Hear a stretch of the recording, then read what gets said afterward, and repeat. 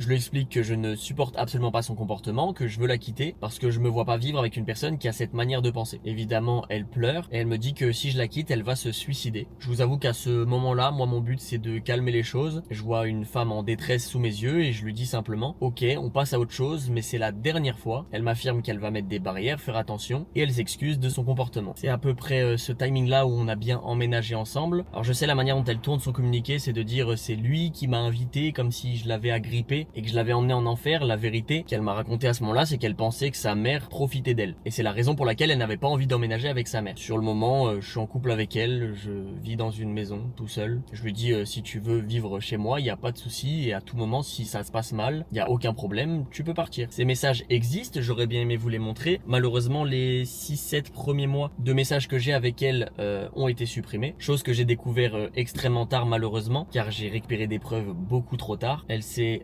empressé de supprimer énormément de choses, que ce soit des messages Discord, les messages WhatsApp. Il se trouve que j'avais plusieurs numéros d'elle, car elle change d'opérateur ou son numéro leak, etc. Donc en remontant chronologiquement les conversations et en essayant de trouver des preuves sur ce qui s'est passé durant les 5-6 premiers mois, je me rends compte que j'ai absolument plus rien.